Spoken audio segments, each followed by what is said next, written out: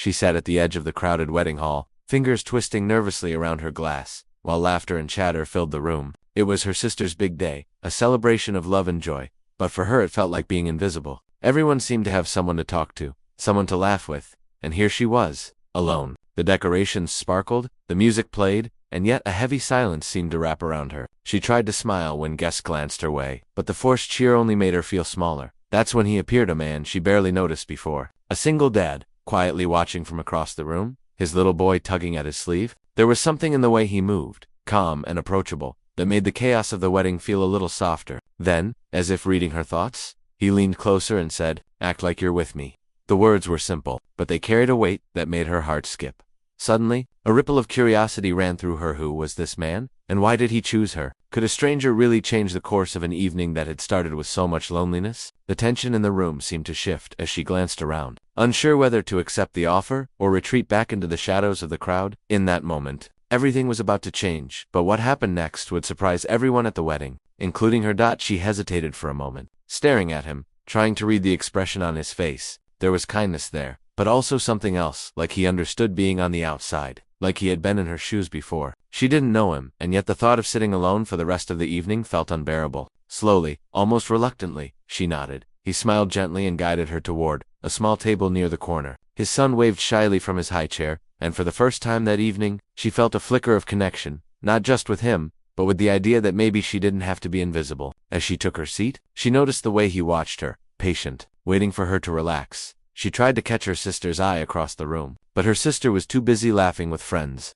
oblivious to the quiet struggle happening just a few tables away. Memories of past family events flashed through her mind, being overlooked at birthdays, ignored during gatherings, the constant shadow of comparison. She had always been the quieter one, the one who faded into the background. The man beside her seemed to sense her unease. He leaned in slightly and whispered a small joke, just enough to make her laugh softly. It was surprising how easily a stranger could make her feel seen, and yet, there was something about him she couldn't shake, like he carried a story of his own, one that hinted at past struggles, sacrifices, and a heart that had learned to protect itself. That as the night unfolded, she realized that this unexpected encounter might change more than just how she spent the evening. But before she could even think of what that meant, a sudden interruption drew everyone's attention, and the moment of calm shattered. Do you want me to write the next part where the tension from that interruption escalates? The sudden crash of a tray in the distance made her jump, and the room's laughter faltered for a moment. Eyes turned, whispers rippled through the crowd, and her heart pounded in her chest. She gripped the edge of the table, unsure if it was relief or fear that made her pulse race. The man beside her put a comforting hand on her shoulder, subtle, grounding, as if silently saying, "You're not alone." Across the room, she noticed her sister, still glowing in her bridal excitement, completely unaware of the tension near the corner table. Part of her wanted to call out, to tell her sister how lonely she had felt, but another part of her feared that revealing her vulnerability would make her feel even smaller. It was a feeling she knew too well, always the one in the background, always overlooked. Meanwhile, the little boy tugged at his father's sleeve, pointing toward a commotion near the dessert table. She followed his gaze and saw a guest arguing quietly, tension curling into raised voices. It was a reminder that weddings weren't always perfect. They carried undercurrents of family expectations, unresolved grudges, and small battles hidden behind polite smiles. She felt the weight of those unspoken dramas press down on her. The man beside her caught her glance and whispered again, offering reassurance, but there was a flicker of concern in his eyes too. It was as if he knew something she didn't, something that might complicate this fragile sense of safety she was just beginning to feel. Her thoughts raced. Could she really trust this stranger, even as he offered her companionship? And more importantly, what would happen if the quiet chaos of the evening reached her corner? The air seemed to thicken, full of anticipation, as if the night itself was holding its breath, waiting for the next moment that could change everything. The music shifted to a slower, softer tune, and suddenly the spotlight seemed to shine a little brighter on the dance floor. She could see couples swaying, friends laughing, and her sister twirling with a group of bridesmaids. Her heart ached a little, that familiar mix of longing and isolation, as if she were watching the joy from behind a glass wall.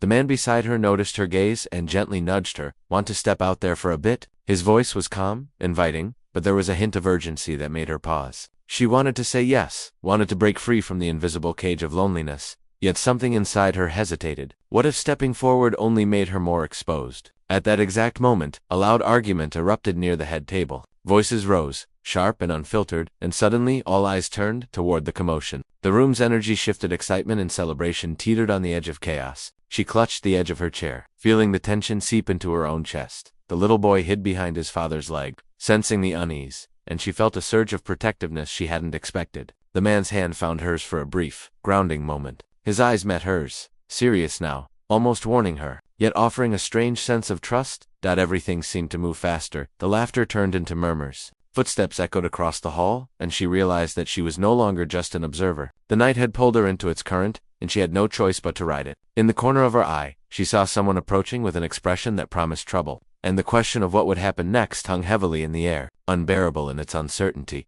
Just as she was starting to steady her nerves, a shadow moved across the table, and a familiar voice cut through the murmur of the crowd. "I didn't expect to see you here," someone said, and her stomach sank. She looked up and froze standing. There was someone from her past, someone she thought she'd left behind long ago. The presence of this person made the warmth she had felt moments ago evaporate instantly, replaced by tension so thick it felt like the air itself had grown heavy.